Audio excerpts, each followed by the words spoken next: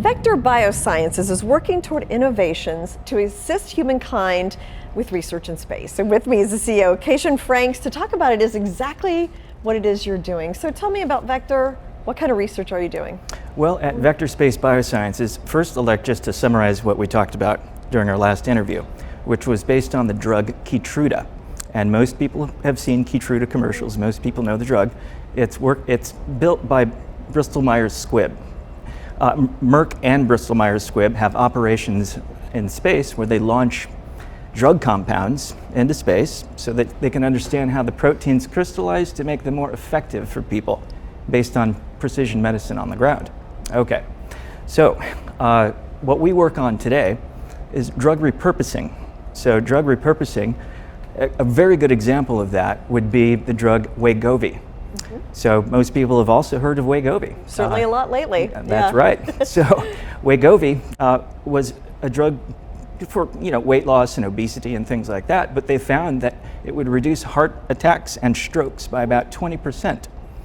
And that's probably one of the best and most recent examples of drug repurposing. There are about 7,400 FDA-approved drugs.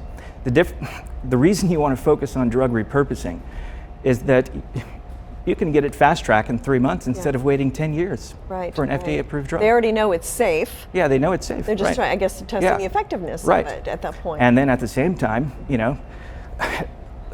you have companies that can tack on an additional 14.5 billion, like Novo Nordisk, to their valuation. Yeah. So, protecting humans and increasing your valuation at the same time. What is it about space that helps them test the effectiveness of these drugs? So the microgravity in space enables a drug compound or protein to crystallize in a much more uniform fashion so that it can be more effective once that uniform fashion can be brought back down to the ground.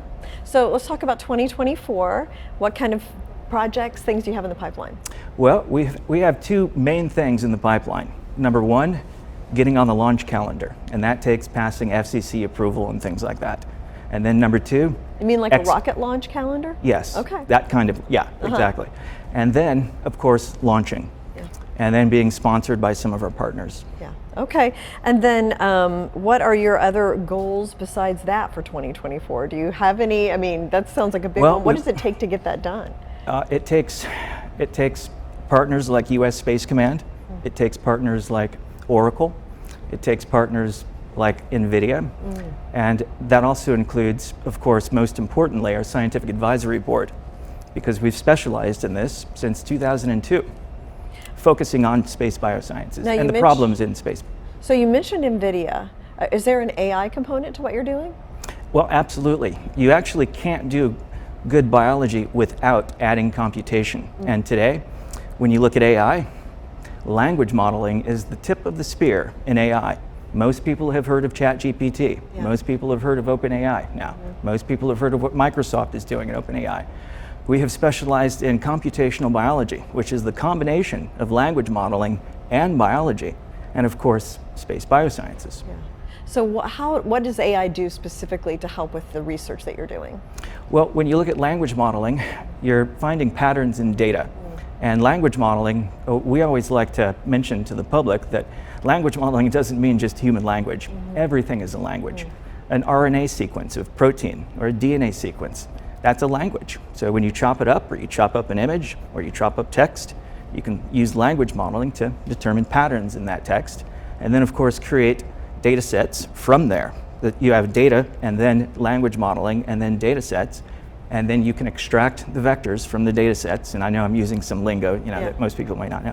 But you extract certain components from the data sets, and then you can visualize hidden relationships between proteins, drug compounds, genes, diseases. Yeah. So the AI will allow you to maybe see things that you couldn't have seen any other way. Absolutely. Basically, relationships, as you mentioned. So how can investors get involved? Well, we have a trading vehicle, that's SBio. And that represents the equity. It's a security token. It represents the equity of our company. And then, of course, we have VXV, which controls data set security and data set provenance. Because the data sets power all of AI. That's one of the most important things to know. So if it's a new attack surface, you have to protect your data set. So we use a utility token, VXV, to protect the basically what's called provenance and security of the data set.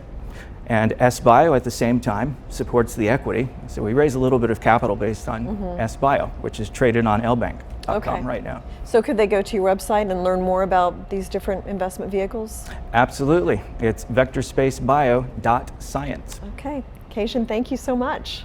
Sure thing.